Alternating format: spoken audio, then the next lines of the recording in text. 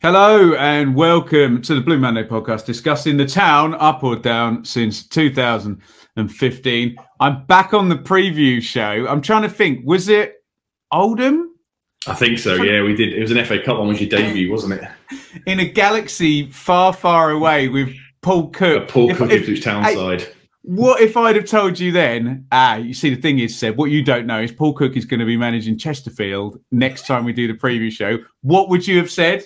Yeah, can you imagine if you'd had that premonition? But managing just feel badly as well from the looks of it. Oh, bless him. I don't. I know there's a lot of football fans, not just town fans. I'm very keen to admit football fans who, when somebody leaves their club, they just want them to fail because they're not at their club anymore, and it would be the one that got away if they succeeded. But I don't know. I liked him as a bloke, and I don't want to see him. Don't want to see him go up in flames in Chesterfield, for God's sake. Because where'd you go after that? Yeah, I'm guessing probably Chester, one league down in my neck of the woods. He goes down to the National League North, whatever it is. No, I was jesting. Yeah, he always seemed a good guy, didn't he? Great off the pitch. No fault, sort of personality wise. So we should be wishing him well, really. It's going to be one of those. It'll genuinely be one of those weird Paul Hurst footnotes where we all know, and you mention it to a fan of another team and they go, oh yeah, I remember when Paul, yeah, that did happen, didn't it? Incredible. Anyway, we are here for the pre-match show. We're talking Ipswich v Morecambe in partnership with our good friends at the Greyhound pub in Ipswich. So just tell us a little bit about the Greyhound and the pre-match ritual quickly. Get yourselves down there as always. Obviously, we're away this weekend, but back home in a couple of weeks' time. I can't remember we're playing. A couple of weeks' time, we're back home. So get yourselves down there pre-match. If you're not going to the game on Saturday, get yourselves down to the Greyhound. Sit outside in the booths, put the heater on. It's lovely and warm, and they've got a great selection of Adnams on tap. So absolutely nowhere else you should go in Ipswich this weekend. I love a plug that goes, get yourself on the booze. I'm a big advocate of that, as most people who watch me on the internet drinking way too much will probably attest for. In other news that's less surprising than me having a glass of wine in my hand every 5 seconds, ITFC women 2-0 victory over the Crawley Wasps in a rearranged game. I think we mentioned this at the weekend, didn't we? Because Abby Lafayette, who's a Blue Monday sponsoree.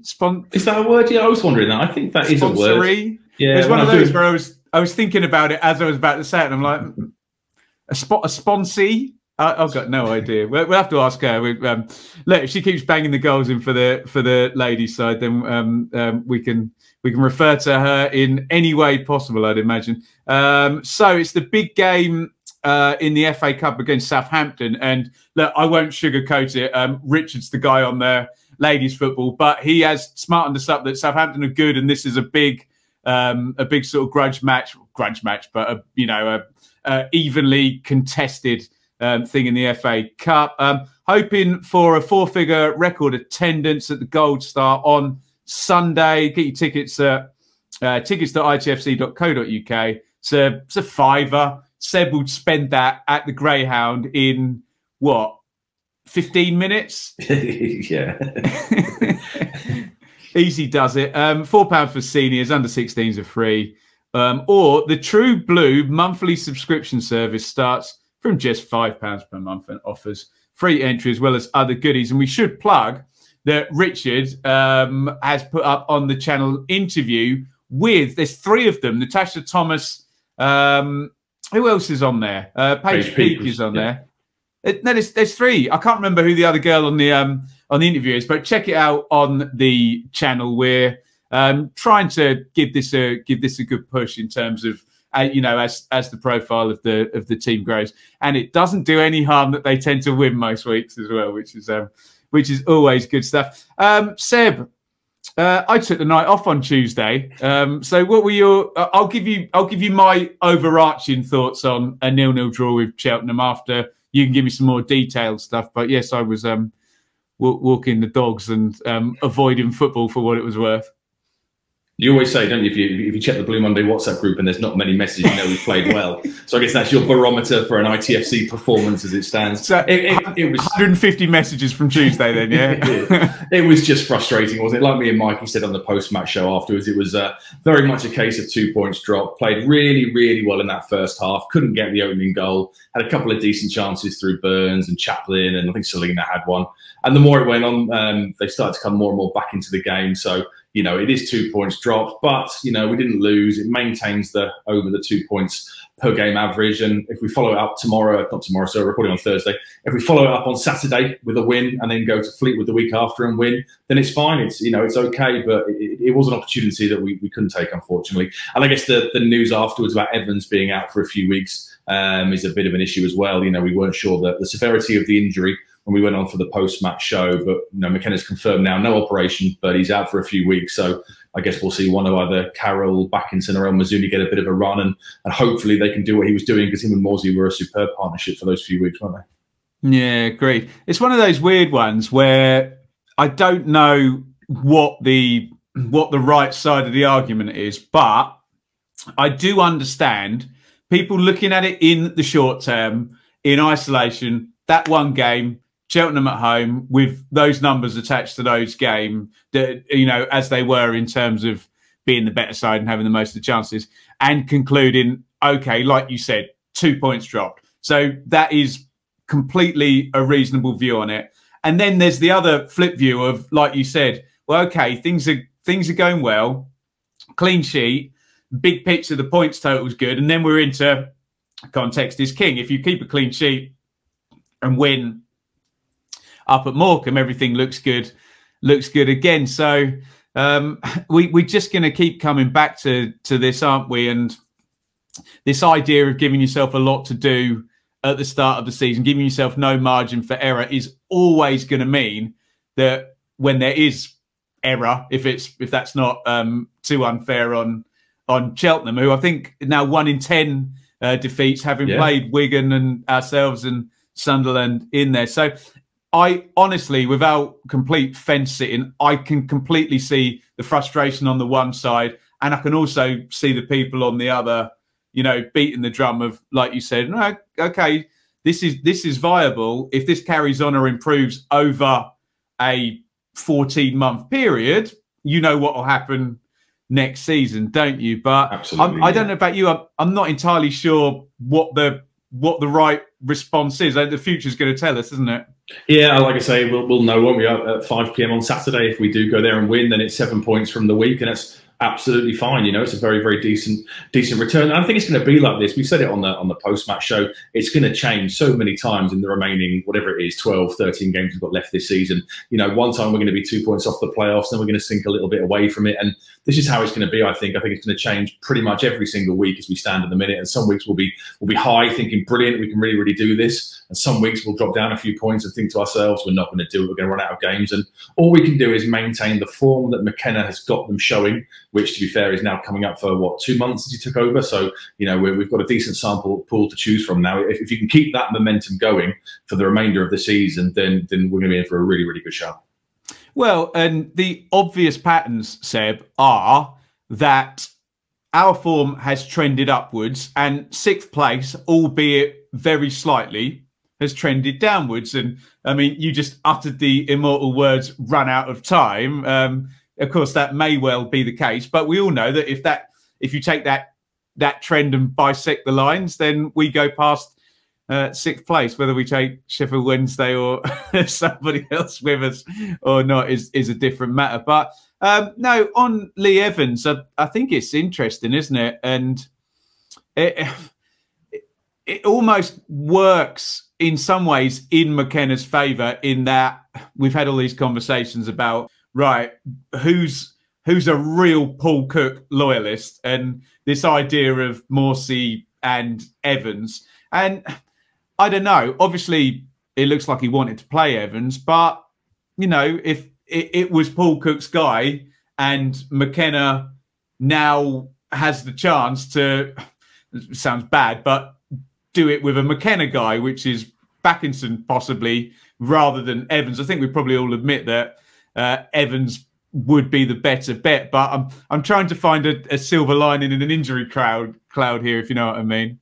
Yeah, no, it's perfectly feasible, isn't it? You know, you might look. I guess Carroll's probably his guy, given that their time together at Spurs and the time and also started the other night. So Tom Carroll is a very, very classy footballer. I don't think he's match fit, as we saw when he dropped off in the second half. But if he can get a bit of a run of games in Evans' absence, you know, his quality on the ball and his ability, hopefully, to unlock defences could prove really useful in the running. Absolutely. Right, let's talk about Morecambe and Wise down in 21st position. And I mean, looking at that bottom of the table, God, that's tight, isn't it? It is, isn't it? It's very, very tight.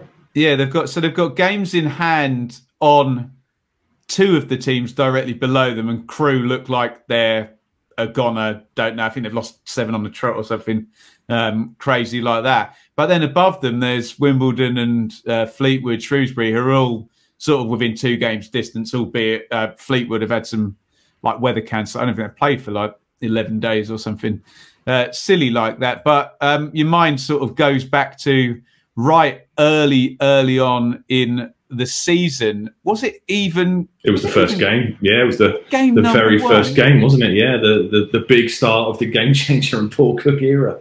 Of course it was. And I suppose we were introduced to one Cole Stockton. And look at that, a 91st minute equaliser. From Route 1, wasn't it? They went long. Hackey went long. Norwood flicked it on, and Bond managed to tuck the ball home in the 91st minute to get us out of jail. Look at those starters, Seb. Hladky, Penny, Enciala, Harper, Fraser, Piggott.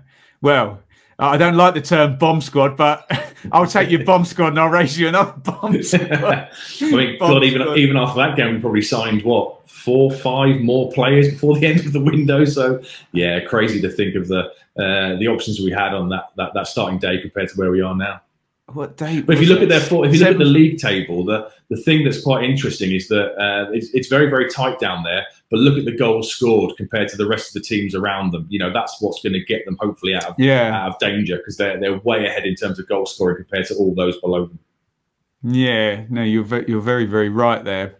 But it's the brutality of 4 teams relegated, isn't it? Where you might think in a 3-tier relegation sort of league, you might think, oh, they're better than this, but yeah, it's brutal with 4 teams relegated. Interesting, but there you go. Well, do you want to dive in on Morecambe then, Seb? I'm sure most people's reference point will be that August game, but lots of water under the bridge since then. There is, and as always with this show, I do the research on a Wednesday and I look through the latest team news and stuff, and then I await the pre-match presser sent out today, and I send over some snippets of what's gone on. And of course, I did all the research, and then Morecambe changed their manager today. They brought in Derek Adams. He's returned back to the club that he left last summer after leaving Bradford. So I will do my best to say what we're expecting. Wasn't he linked with our job?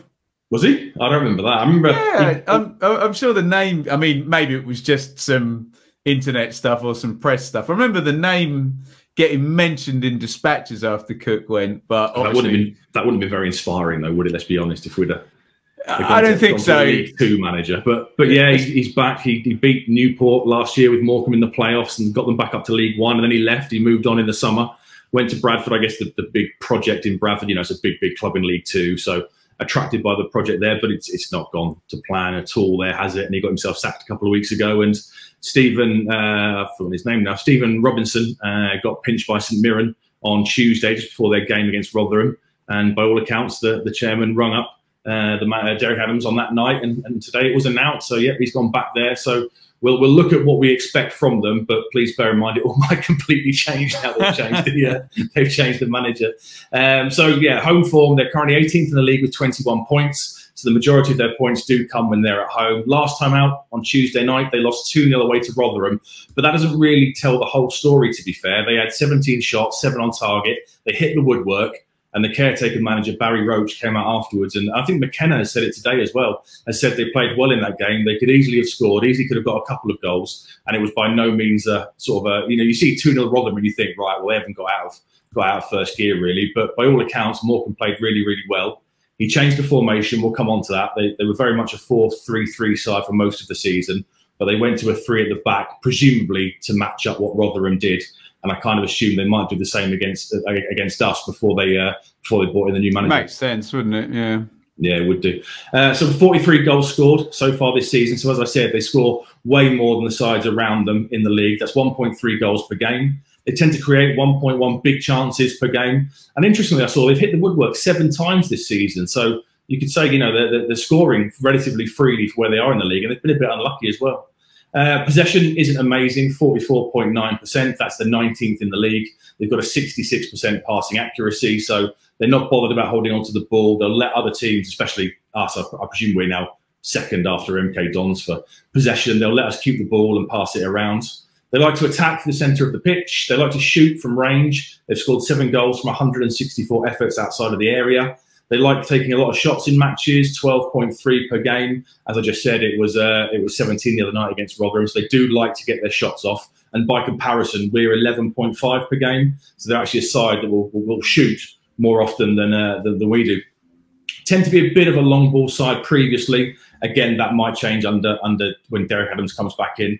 They averaged 84 long balls per game at home, which is about 23% of their passing type. And it's worth noting as well, they are very good from set pieces. 12 of their goals this season have come from set pieces, from corners and from free kicks and stuff. So given the size of their centre backs, they are pretty good at set pieces.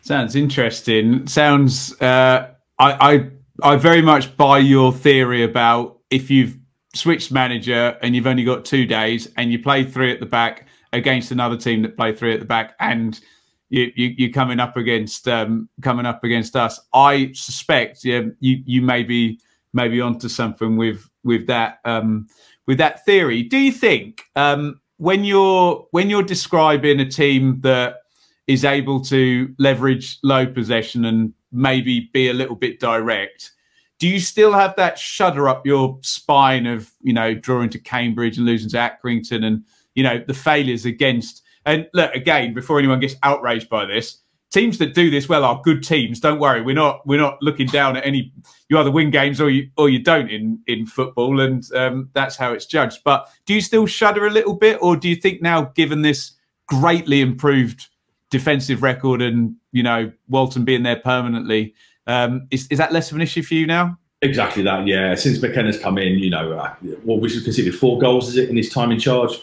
If we get past the 14th minute on Saturday, it's a new club record for not conceding a goal. So, certainly back in the day under Cook and very much under Lambert, whenever we used to come up against an old-fashioned kind of side, we would tend to go to pieces. There was some, I think me and Rich were discussing it once, how northern cold away games, we were relatively awful at them. But under McKenna, everything's different, isn't it? We're so settled at the back with the back 5. We'll come on to our team in a bit, what we think we'll do in terms of a lineup. But that back 3 are playing so well. They've pretty much started all the games, I think, since McKenna came in. So I'm fairly confident under him that those kind of worries are starting to subside. Do you want to go with their lineup, or do you want to have a little look at Stockton? Because I suspect he'll be the name that people want to hear about most. Yeah, I'll mention a few of the players that sort of stand out. I won't go into forensic level detail position by position because it might well all kind of change and move on. One thing that's interesting to note is they've had 4 goalkeepers so far this season, and sort of any side that has 4 goalkeepers in a year, that smells trouble. Yeah, it reminds me of Roy Keane. I guess more to come under him later. But if you have 4 keepers in a year, you're gonna struggle. They've got 2 new keepers have joined in the January window, and the 2 keepers who started the season have both moved on. So that struck me as being a bit of a strange one. They're quite a big side at the back. They've got Anthony O'Connor, who's the club captain, is 6'2". Reece Bennett joined from Gillingham after having his contract there cancelled in the window. He's 6'2" as well. And they've taken a lad called Jacob Badu on loan from Burnley, who apparently is doing pretty well in the left-handed centre back position. So they are a big side. I don't think it's going to be a day for sort of Caden Jackson up front on his own with his back to goal. I think he's going to need a bit of help with a bit of physical presence up there alongside him. What does that look like to you, or do you want to cover that later? We'll come on to Ipswich at the end after the easy one, after we've done all this lineup. Former Mick McCarthy loanee in 2017, was it? I think 16, one of those. Tiamo, I can never pronounce these words on my own show. Tumani Diagaraga. Diagaraga is there, formerly of this parish. I think it was January 2017 he joined us. He's pretty much an ever-present this year, 30 appearances, 2 goals so far and 1 assist. Obviously, we know from his time here, he kind of likes to sit deep and protect that defence and, you know, give others in front of him the platform to go and do well. And there's a couple of other Ipswich links as well. There's Shane McLaughlin, who was formerly here under Mick, I think it was. I think he made 1 appearance or came off the bench once. Might have been Middlesbrough on the last day of the season. I can't remember. But he went to AFC Wimbledon for a couple of years. He's now there.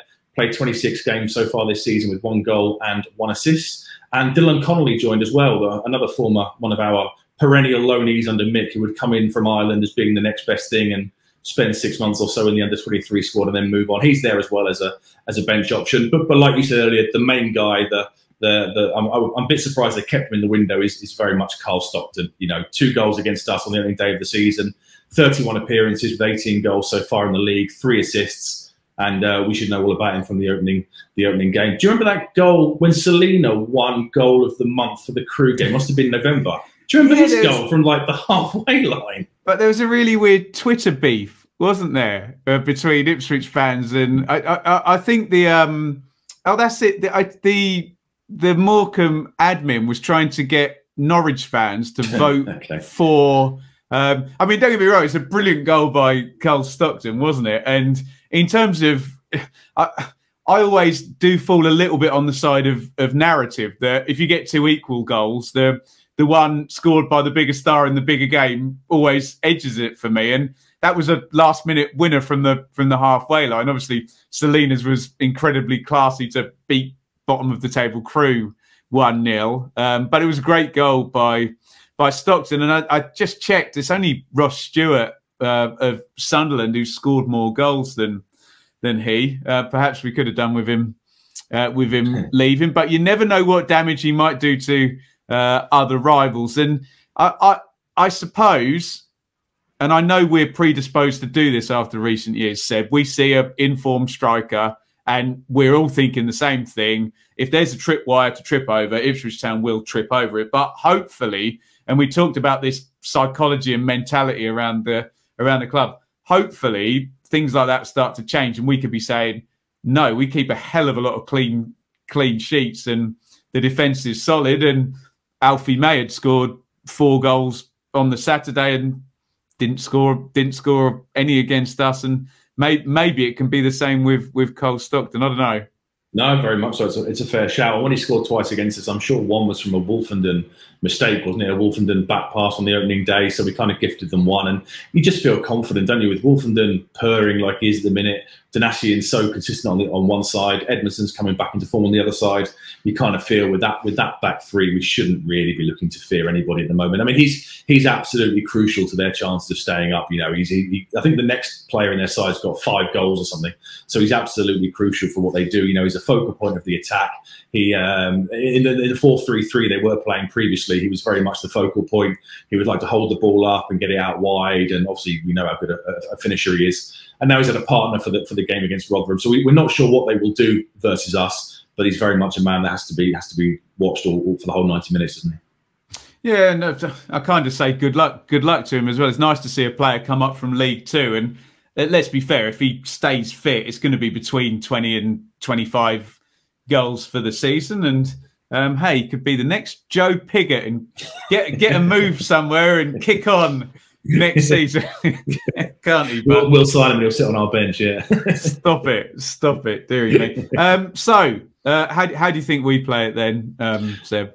Well, I guess it'll be the front 3, won't it? That's the thing that seems to change every single week. The back 3 we know will stay the same. I wouldn't be surprised if Vincent Young started for Thompson. Thompson, by all accounts, was blowing when he got subbed in the 60th or 65th minute. I guess he hadn't played much at Brentford, had he? He's been playing pretty much every minute, every game since he came here. So I wouldn't be surprised if he got a rest and Kane Vincent-Young comes in that left wing-back role. I guess central midfield, will he go with Carroll again? Will he go with Backinson? I like El Mazzuni, personally. I really, really like El Mazzuni. I wouldn't mind him alongside Morsey. And then it's the front 3. Like I said, given the size of their defenders, I think it is going to be a game for a more physical option, be that either Pigott or Norwood or Bond. They could all play that role, which I guess would hopefully free up Jackson slightly to pull out wide like he was against Burton, run the channels and really look to use his pace to get in behind. But that front three could be any combination. We've got about 6, 7 players that could fit in. And we never really know, do we, until the team's launch, because it changes from game to game. I think I'd like to see Jackson definitely start for his pace, getting in behind one of Pigott, Norwood, or Macaulay Bonne in the central focal point kind of role to create space and occupy the defenders. And then I really like Sonny Aluko. So for me, I'd really like Aluko to be one of the other ones, maybe out on one of the flanks. I think he's a classy player. He's got a great eye for a pass. He can unlock a defence, and his touch and his awareness and his experience on an away day where you might want that bit of calmness on the ball could be crucial. Yeah, interesting. I'm trying to sort of process the physicality argument, and there's kind of two ways to look at it, isn't there? There's, do you see it as a weakness that you want to exploit? In which case, can you put tricky players around potentially lumbering back three? Or, do you see it as something that you want to go up against and fight fire with fire? I was just thinking as you were saying it, you always think about defensive set plays, and does Backinson's size get him in over the likes of... Because I know he's not Toumani Diagouraga, who's an absolute unit in midfield, but he's tall and he'll have a presence there. Or do you say no, it's about us controlling the game and doing the right thing with the ball, and if we do that, we won't have to defend so many set plays. As you were talking, I was I think I'm on the same page as you, that it's important probably for McKenna to play Jackson to show his entire squad, if you work and you get into this team, you get a chance and you keep the chance. So I'd like to see that. I'm thinking Bonne, and then you're almost like, well, a number 10, and I think we're into taste here. You say Aluko, I say Chaplin. I say Chaplin to everything, but I do admit in terms of form and influence in a game, it's Aluko. But if you get one chance first time inside the box, you probably want that to be Chaplin, don't you? Probably want Chaplin for that, that quick sort of left-footed shot or something like that. I don't know. Chaplin's great as well because he's always so positive, isn't he? He's always going to look to be getting a shot off and stuff. So he naturally helps the rest of the team kind of raise their game to that more sort of attacking level. I guess Aluko does kind of slow the play down sometimes with his touch and look for options. So it'll all depend on what he wants to do. If he's going to fight sort of fire with fire, I just think it might be a day where you want somebody to unlock that defence with a classy through ball for somebody like the pace of Jackson to get onto when the defenders can't keep up with him. And do you know the funniest thing? I was at Fulham Peterborough last night, and Peterborough, proper low block, 4 holding midfielder, another 4. Fabio Carvalho played well for about 6 minutes in the entire game, but that was all it just needed, that one moment where he went round a man, little turn, slide through, and they scored from it. And that's the thing with, if we're assuming it might be a sort of low block and try and get Stockton into the game and whatnot, then it's kind of a nice conversation though to be having, as we've said many times this season. All of those different options in there though, isn't it? Yeah, absolutely. And maybe Norwood comes back onto the bench. Obviously, he missed out in midweek, but I guess if you want that, if the game's not going your way and you've got 20 minutes left, I guess Norwood's the most likely game changer. Because when the subs were made against Cheltenham, I felt they didn't really do much. We kind of got a bit worse when they came. I don't know if they disrupted the flow or anything, but they weren't subs that really changed the game or anything. So I guess if you're away from home, struggling a little bit, then Norwood might be that one you want to throw on just to generate some chaos on the pitch and hopefully create something and cause something to happen. Yeah, it's all very well controlling games in a to use your chaos order type thing, but if the antidote to chaos is order, the antidote to order is chaos, then, isn't it? Yeah, and like we saw on the opening day, sometimes going potentially a bit more direct against these kind of clubs can prove to be the result, can't they? We did it on the opening day. Norwood flicks on, Bond stabs home, and that's how we got ourselves out of prison. The first goal was quite classy on the opening day, wasn't it? It was Chaplin to Fraser, who kind of bent his shot across the keeper. So we had that aspect of it as well. But it's always good to have options on the bench to mix it up if you have to. 100%. So, prediction-wise, do you think it's another clean sheet in this one then? I don't, because they do score goals. They are a goal-scoring side, averaging 1.3 per game. So I think we will win. I seem to be saying that every single week at the moment since McKenna came in. But I think they'll win. But I think it'll be quite tight. Hopefully we'll get past the 14th minute and set the new club record. But I can see it being like a 2-1 or maybe even a 3-2, a bit of a rip-roarer. But I think they will score, but I think we'll have too much for them. So you think it's going to take 2 goals to win this game? So yeah, I'd better sit on the clean sheet then. So I'll hope for a 1-0 rather than a 0-0, and it'd just be nice for this to become a thing. Do you remember the season when Stuart Houston was coach and Richard Wright was incredible, and it just became a thing, didn't it? That was barely conceded. It became the norm, didn't it? It was just the norm. When we conceded a goal, it became a bit of a shock. So if we can get that same mentality and that same mindset, we'll be laughing. 100%. Right. I have a list of plugs here. You've already plugged the Greyhound.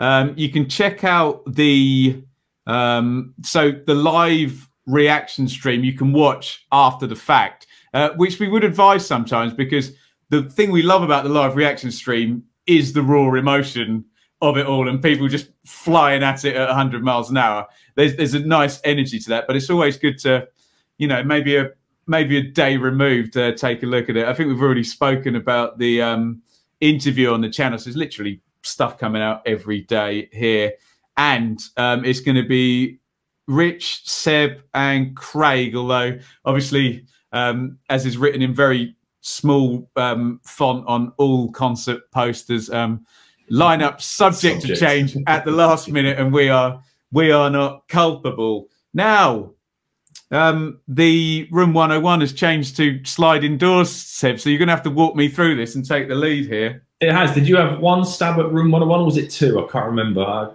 I can't remember how many goes you had at it. Yeah, well, I think I played it, but I don't think you were very gracious host. Oh, that's right. Yeah, I went for the absolute slam dunk of poor EFL coverage, didn't I? Very underhand tactics to beat me. I thought, being as I don't normally host this show, that you would, you would show a bit of dignity and just let me win.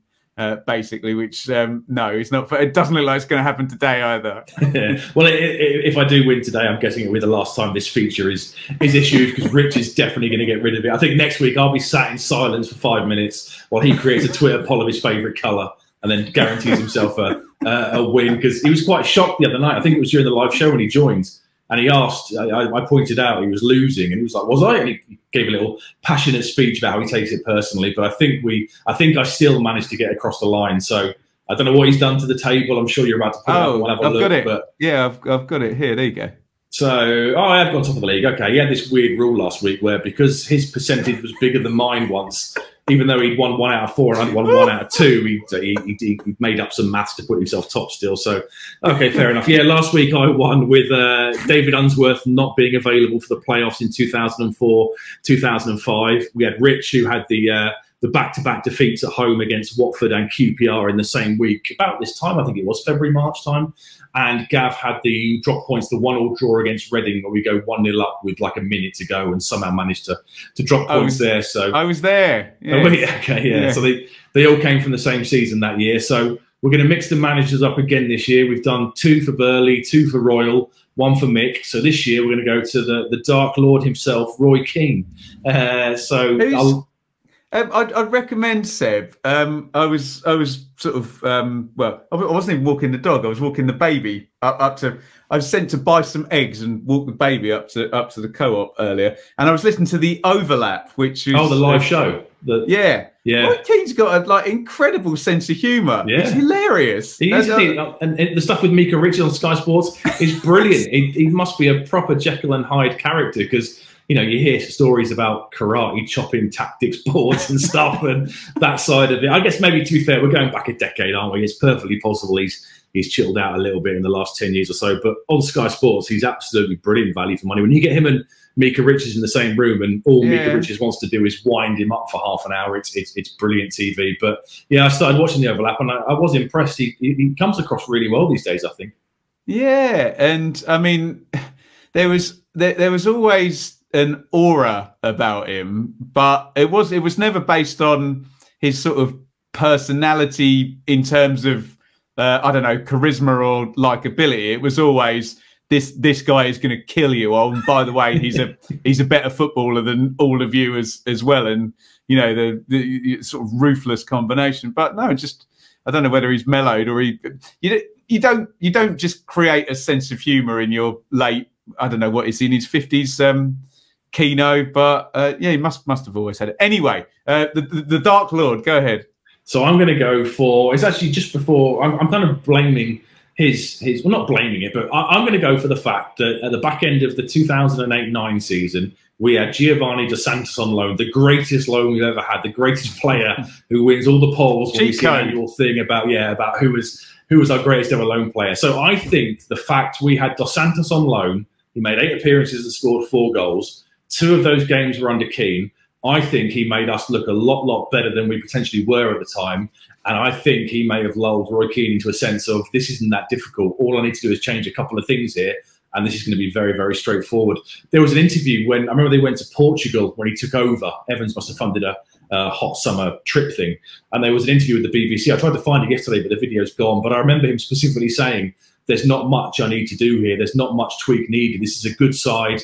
They need a couple of additions and a bit of coaching in key areas, but this isn't going to be that much of a difficult job. And I think that's kind of because we had Dos Santos at that back end of the season where the game plan was, give it to Gio. He'll beat 3 men, either put it on a plate for a striker or score himself. And, you know, he scored in Keane's first home game, the Coventry game, the very final game of the 08-09 season, 2 weeks after Magilton leaves. He scores in that game. And then we go into the summer, and like I say, Roy Keane does all the speeches when he takes over and says, I think I want to do it in 1 season, etc. I've only asked for a 2-year contract to push myself. Did he say any manager worth his salt can finish mid-table in the Championship? I'm sure he said that as well. So he goes out and he brings in Lee Martin. So much bravado. I know, but to be fair, you know, he's coming off the Sunderland job, isn't he? So I was lapping it up at the time as well. We all were. I was thinking, this is brilliant. We're going to absolutely walk this league.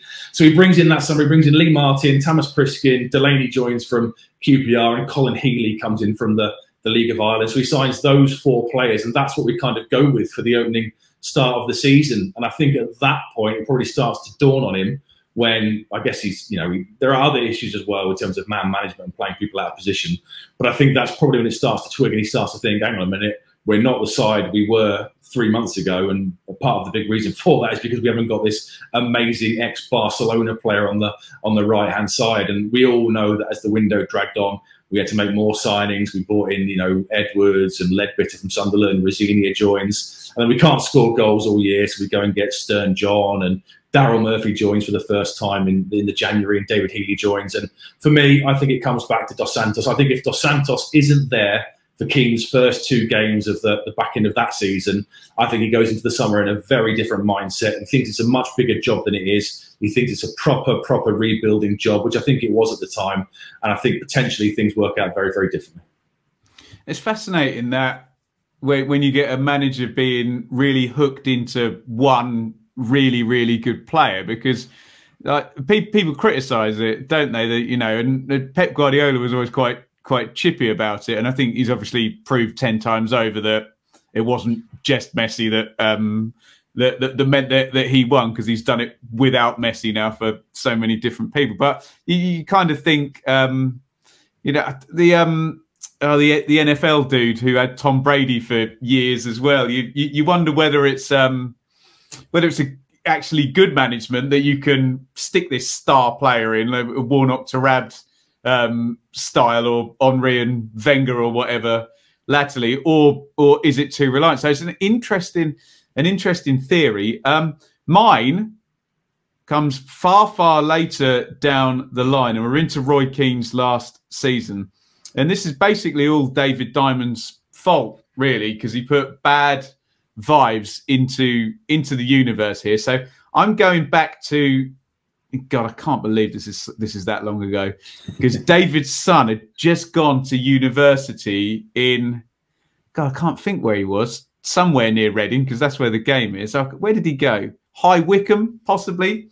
So Dave says to me, do you want to go and see my son, and we'll go to this Reading game? Of course, great, fine, I don't have to drive. Dave will do some jiggery pokery, so stuff gets paid for, which is always always good fun, isn't it? You know, that can go at expenses, can't it, that meal?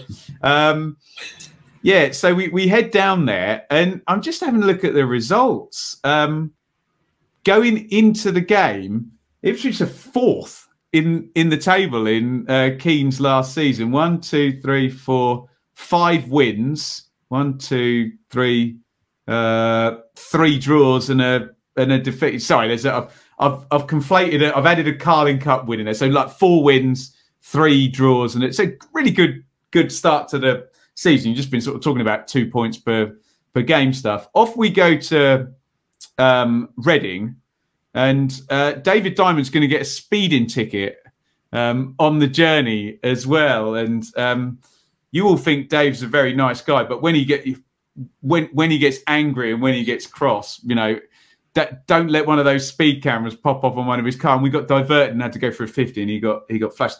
Anyway, do you remember this game, Seb? I was sat behind the goal at the Medeski, or the Select Car Leasing Stadium, as it's called now. Luke Hyam got sent off, and it was one of those where he was on a yellow card, and the whole world and his mum was sat there going, Luke Hyam will get sent off now if Roy Keane does not substitute him. Okay. And the ref was really eager to, he then sends Matt Mills off as well. And Jason Scotland goes through 1v1, misses a chance. And then Simon Church, remember him? Yeah. Scores in the 88th minute. So if you ever want a sliding doors game, sub Hyam off, for God's sake, you probably win. Scotland, take that chance, you probably win. 88th minute goal, speeding ticket. And from then on, I'm looking, he barely wins again. There's that little, there's 3-game winning streak there, but then you get, you know, the horrible run, and he basically loses it going to January. So my argument would be, I'm trying to find a way of sensibly blaming it all on David Diamond. So my argument would be that Dave told Jordan to go to the wrong university, and he ends up at High Wycombe. We end up going to the game, speed camera. There's bad energy in the air. Roy Keane makes bad decisions, should substitute Luke Hyam. Jason Scotland should score, but it's David's fault, and that is my sliding doors moment. So we'll get Rich to amend the Twitter poll. It will just say, who do you blame for Roy Keane's failure? Giovanni Dos Santos or David Diamond? With absolutely no further context, and we'll see what the results got back at. Quite possibly. So we're going to pop this up on a poll. I've done a semi-jokey answer, but if you look at the table and the way that game was lost, and the type of perhaps momentum type manager, the same things we've accused of Paul Lambert, that Roy Keane was, where if the going's good, amazing, away you go. But when it just drops off, you are screwed, because there might not be much under the hood. Well, certainly proved not to be much under the hood after that. So, yes, we'll get that out on a poll. I mean, just quickly, all I would say, just some extra information, is that Seb's on this show very regularly, wins quite regularly as well. I'm a guest here on this show. I didn't win last time. I didn't get many votes last time either, which I do think is a bit disrespectful, given I founded the podcast 7 years ago. So I'm not really sure what people are doing on these polls, not voting for me. But that's a good point. Rich can end the feature, but Ben can end any of us being on the podcast at any time. So the true power here does lie with Ben. So yeah, I really don't know. Everyone vote for it. I'll take the loss this week. Everyone vote for him so I can come back next week. I suspect the chances of me being overthrown if I do that are very, very high. Let's just say so. Yeah, I won't try that one. But come on, you know, I think I'm. Give him a second series. Oh, I was going to swear then, but we don't want to get demonetized, do we? Seb, absolute pleasure as ever. And again, context is king. A win against Morecambe, and the world looks rosy again, right? Absolutely, and if we can follow up the following weekend at Fleetwood, it's great for me. I get to these two back-to-back games that are relatively close to me. So if we can follow up against Fleetwood as well, then, you know, fingers crossed, we can put together a nice little run again going into those crucial Oxford away and Plymouth at home games, which is when we're really going to know, aren't we, how it's all going to pan out. There must be the 3rd and 4th weekends of March, aren't they? So that's when we're going to know how it's all going to fall, isn't it? I'd rather not think about those games. Yeah, but the stupid thing is, being a football fan, we'll almost be more nervous if we have one going into them, because there'll be so much riding on them, won't there? But there we go. So look, Seb, we're going to see you on the flagship show. Yeah, all three of us are there. Us, me, Rich, and Craig are all going to Morecambe. So yeah, we'll be well covered in that respect, and we'll see you there. That's not that it's not a good effort from you. That's a good effort from the town fans, and from Craig's a little bit further south down in Essex. Craig's record's phenomenal at the moment, isn't he? He must have an easy supply of fuel or something, because the miles he's putting in is understanding wife in the history of mankind. Yeah, he probably blames you. He says he has to do it for the podcast. That's tremendous. Can you give me one more shout out for the Greyhound before we go then, Seb? Yeah, if you're not going to Morecambe, get yourselves to the Greyhound, check out the range of Adnams, and certainly get yourselves there before the next home game, which must be Lincoln in midweek, or Plymouth, or Portsmouth on the Saturday. Either way, it's the #1 venue for any pre-match destination. That it is. Thank you everybody for listening. Enjoy the game. If you're travelling, because we know people do listen in the car or on the train or whatever, and you've listened, please do send us a tweet and you know, tell us that you've listened. You may think it makes no difference, but we do love hearing, especially the preview show, that, you know, it's literally designed for your accompaniment for your journey to the game. So do get involved, and you can follow on Twitter at Blue Monday ITFC. We've got the Instagram and all of the Blue Monday stuff. If I click this button, I've got a banner that tells everybody. BlueMondayITFC.co.uk. Everything is housed over there. Thank you, everybody, for watching, for listening. This has been a preview show for Morecambe. Fingers crossed, clean sheet, victory. Yes, please. Bish, bash, bosh. See you very soon. Say goodbye, Seb. Goodbye. And it's goodbye from me.